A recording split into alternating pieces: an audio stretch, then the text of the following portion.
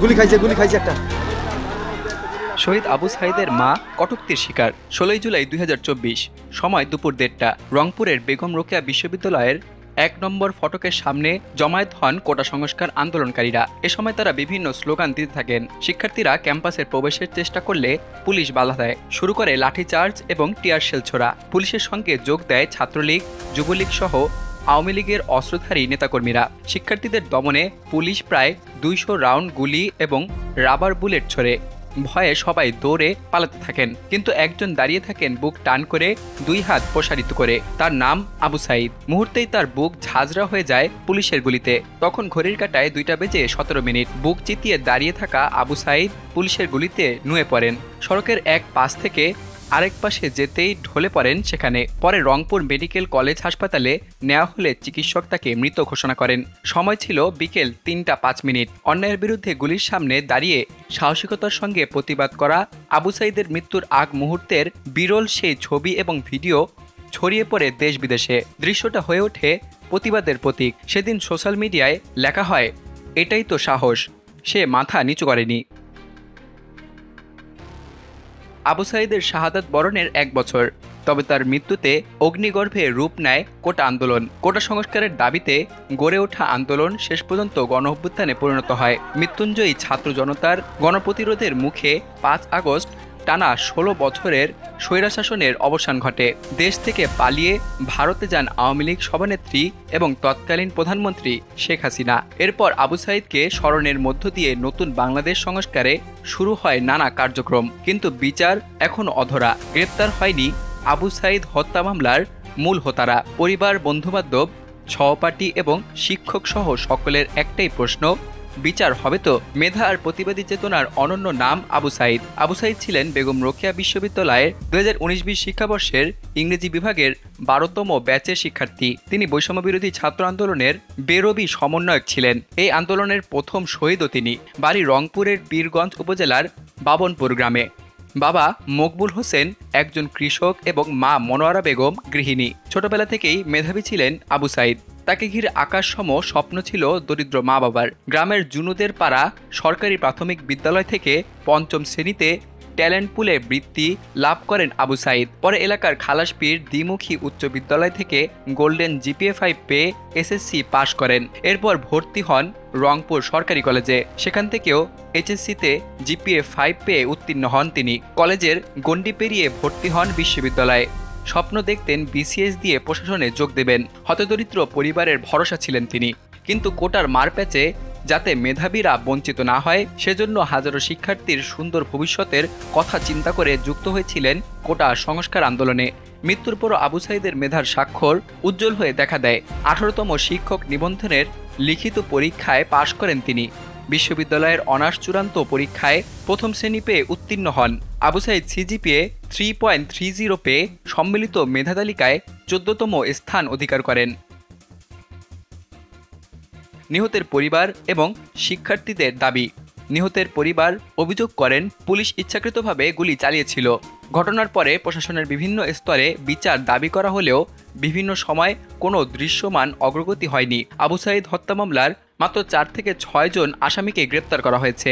এখনও অনেক আসামি শপথে বহাল রয়েছে বলে ক্ষুব্ধ আবু সাঈদের পরিবারের সদস্য এবং সহযোদ্ধারা। শহীদ আবু সাঈদের বড় ভাই রমজান আলী বলেন, 1 বছর হয়ে গেল, অথচ আমার ভাইয়ের হত্যার বিচার পাইনি। এখন পর্যন্ত 4 থেকে 6 জন আসামিকে ধরা হয়েছে। মামলার কোনো অগ্রগতি নেই।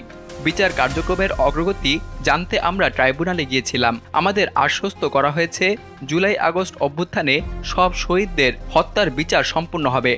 আমরা সেই বিচার দেখার অপেক্ষায়। আর আন্দোলনকারীরা অভিযোগ করেন, বিশ্ববিদ্যালয় প্রশাসনও ঘটনার সময় নির্লিপ্ত ভূমিকা পালন করেন। তারা আবেগ আপ্লুত হয়ে পড়েন। শহীদ আবু সাঈদের বোন সুমি খাতুন বলেন, আমরা সালামাটা জীবনযাপন করতাম। আমাদের খুব কম ছিল, কিন্তু ভাইদের সঙ্গে সবকিছু ভাগাভাগি করে আমরা অনেক সুখী ছিলাম। এখন হয়তো অনেক কিছু আছে, কিন্তু কোনো কিছুতে সুখ নেই। আমি খুনিদের সর্বোচ্চ শাস্তি চাই। স্মৃতিচারণ করে জুলাই যোদ্ধা শাহরিয়ার সোহাগ বলেন, পুলিশের গুলির সামনে বুক পেতে দেয়া শহীদ আবু সাঈদের কথা স্মরণ হলে নিজেকে ঠিক রাখতে পারি না। সে তো সাহসের বাতিঘর, জুলাই আন্দোলনের অন্যতম প্রতিবাদের প্রতীক। তাকে কিভাবে হত্যা করা হয়েছে পুরো বিশ্ব দেখেছে। কিন্তু আমাদের আইন আদালত এতটাই জটিল, যার কারণে বিচারিক কার্যক্রম বিলম্বিত হচ্ছে। এখনো মূল হোতারা ধরাছোঁয়ার বাইরে। ছুটি হলে মায়ের কোলে ছুটে আসতেন আবু সাঈদ। আবু সাঈদের বাবা মকবুল হোসেন বলেন, আমার ছেলের স্বপ্ন ছিল প্রশাসনিক ক্যাডারে যোগ দিয়ে দেশের মানুষের পাশে দাঁড়ানো। ছেলে হারিয়ে আজও আমি আদালতের দোরগোড়ায় ঘুরছি। বিচার চাই, শুধু আমার ছেলে না, সেই দিনের সকল শিক্ষার্থীর হত্যার বিচার চাই। আল্লাহ যেন আমার ছেলে হত্যার বিচার না দেখিয়ে মৃত্যু না দেন। আমি বিচার দেখার জন্য বাঁচতে চাই। ছেলের কবরের পাশে দাঁড়িয়ে আবু সাঈদের মা মনোয়ারা বেগম বলেন, ছেলে হারানোর বেদনা কোনোভাবে সহ্য করা যাচ্ছে না। হত্যাকাণ্ডর বিচার হলে হয়তো কিছুটা স্বস্তি পাবো। ছেলেকে হারানোর 1 বছর পেরিয়ে গেলেও মা মনোয়ারা বেগম সেই দিনটার কথা ভুলতে পারেননি ছেলের নিথর দেহ অ্যাম্বুলেন্সে করে বাড়ির দুয়ারে আসা সেই ক্ষণের কথা। যেই ছেলে বিশ্ববিদ্যালয়ে ছুটি হলে ছুটে আসতেন মায়ের কোলে, সেই মায়ের চোখের সামনে এখন ভেসে বেড়ায় 16 জুলাই পুলিশের গুলির সামনে বুক টান করে দাঁড়িয়ে থাকা সেই শেষ দৃশ্যটা, যা ক্যামেরাবন্দি হয়ে অন্তরে গেঁথে গেছে। মা মনোয়ারা বেগমও জীবদ্দশায় হত্যাকারীদের ফাঁসি দেখতে চান সকল হত্যার ন্যায় বিচার। তিনি বলেন, ও আমাকে বলেছিল আর কষ্ট করতে হবে না, আমি চাকরি করব, তোমাদের সব দায় আমি নেব। আজ সেই ছেলে নেই, আর স্বপ্নও নেই। তিনি আরও বলেন, আমার বুকের সন্তান আর কখনো ফিরে আসবে না, এটা বুঝি। তবু বারবার মনে হয় এই দরজাটা দিয়ে হাঁটতে হাঁটতে চলে আসবে, বলবে, মা খাইছো? আমি এখন কিছুতেই মন দিতে পারি না। চোখ বন্ধ করলেই সে মুখটা দেখি, যে মুখে কোনো ভয় ছিল না, শুধু বিশ্বাস ছিল। শিক্ষার্থীদের কাছে আবু সাঈদ সাহসের অনুপ্রেরণা। বেরোবির শিক্ষার্থীরা 16 জুলাইকে শহীদ আবু সাঈদ দিবস হিসেবে পালন করছেন। পুরো ক্যাম্পাসে কালো ব্যানার, স্মরণ সভা, কবিতা পাঠ, মোমবাতি প্রজ্বলন সহ নানা আয়োজনে তাকে স্মরণ করা হচ্ছে। ইংরেজি বিভাগের শিক্ষার্থী জান্নাতুল বলেন, সাঈদ ভাই আমাদের আন্দোলনের অনুপ্রেরণা ছিলেন, এখন তিনি ইতিহাস হয়ে আছেন। আমরা তার সাহস মনে রেখে অন্যায়ের বিরুদ্ধে থাকব। বেরোবিতে আন্দোলনের সমন্বয়ক এবং সিএসসি বিভাগের শিক্ষার্থী মোহাম্মদ রহমত আলী বলেন, আন্তর্জাতিক অপরাধ ট্রাইব্যুনাল ইতোমধ্যে অভিযোগ গঠন করেছে এবং বিচার কাজ শুরু করেছে। আমরা দ্রুত রায় চাই। এই বিচার এমন একটি দৃষ্টান্ত হোক যা প্রমাণ করবে আইনের ঊর্ধ্বে কেউ নেই। বেরোবির বাংলা বিভাগের শিক্ষার্থী এবং আবু সাঈদের সহযোদ্ধা শামসুর রহমান সুমন আশা প্রকাশ করে বলেন, অন্তর্বর্তী সরকার তাদের দেয়া প্রতিশ্রুতি পূরণ করবে। তিনি বলেন, জুলাই হত্যাকাণ্ডের বিচার সম্পন্ন হলে তা হবে একটি জাতীয় মাইলফলক। আবু সাঈদ হত্যা মামলা। পুলিশের গুলিতে শিক্ষার্থী আবু সাঈদ নিহতের ঘটনায় গত বছরের 18 আগস্ট মামলা দায়ের করেন তার বড় ভাই রমজান আলী। এই মামলায় 17 জনের নাম উল্লেখ করে এবং অজ্ঞাত আরও 30 থেকে 35 জনকে আসামি করা হয়। পরে আসামির তালিকায় নতুন আরও 7 জনকে অন্তর্ভুক্ত করা হয়েছে। এতে সাবেক স্বরাষ্ট্রমন্ত্রী, সাবেক উপাচার্য, সাবেক প্রক্টর, সাবেক 11 জন পুলিশ কর্মকর্তা এবং সদস্য সহ বিশ্ববিদ্যালয় শাখা ছাত্রলীগের নেতাদের আসামি করা হয়। এখন পর্যন্ত এ মামলায় 2 পুলিশ সদস্য, 1 শিক্ষক এবং 1 জন ছাত্রলীগ নেতা গ্রেপ্তার হয়েছে। এর আগে আবু সাঈদের মৃত্যুর ঘটনায় ছাত্র আন্দোলন চলাকালে গত 17 জুলাই বেগম রোকেয়া বিশ্ববিদ্যালয়ের পুলিশ ফাঁড়ির ইনচার্জ বিভূতিভূষণ বাদী হয়ে একটি মামলা দায়ের করেন। সে মামলায় আসামি করা হয়েছিল আন্দোলনকারী শিক্ষার্থীদের।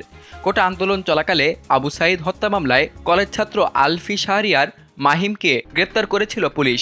সমালোচনার মুখে তাকে জামিন দেন আদালত। এদিকে একই সঙ্গে পুলিশ এবং নিহতের পরিবার দায়ের করা এ দুটি মামলায় তদন্তের দায়িত্ব দেওয়া হয়েছে রংপুর পিবিআইকে।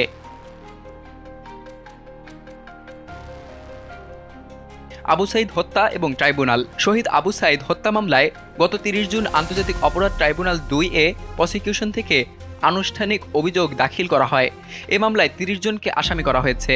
এর মধ্যে 4 জন আসামিকে গ্রেপ্তার করা হয়। তারা হলেন পুলিশের সাবেক এএসআই আমির হোসেন, কনস্টেবল সুজন চন্দ্র রায়, বিশ্ববিদ্যালয়ের সাবেক প্রক্টর শরীফুল ইসলাম এবং ছাত্রলীগ নেতা ইমরান আকাশ। এছাড়া রফিকুল হাসান রাসেল এবং আনোয়ার পারভেজ নামের 2 জন আসামি বর্তমানে অন্য মামলায় কারাবন্দী, যাদের গ্রেপ্তার দেখিয়ে আদালতে হাজির করার নির্দেশ দেওয়া হয়। বাকি 24 জন পলাতক আসামিকে 22 জুলাইয়ের মধ্যে আত্মসমর্পণের নির্দেশ দিয়েছেন ট্রাইব্যুনাল। এজন্য বাকি পলাতক 24 জন আসামির বিরুদ্ধে পত্রিকায় বিজ্ঞপ্তি প্রকাশের জন্য আদেশ দিয়েছেন। সে অনুযায়ী রেজিস্ট্রার অফিস ব্যবস্থা নেবে। পরবর্তী দিন ধার্য করা হয়েছে 22 জুলাই। সেদিন পত্রিকায় বিজ্ঞপ্তি হয়ে তারা আসবে। যারা পলাতক থাকবে তাদের জন্য রাষ্ট্র আইনজীবী নিযুক্ত করবে। তারপর মামলা অভিযোগ গঠনের দিকে যাবে। গুলি খাইছে একটা। সকল প্রকার খবর জানতে এখনই সাবস্ক্রাইব করে রাখুন আমাদের চ্যানেল বাংলাদেশ কণ্ঠে।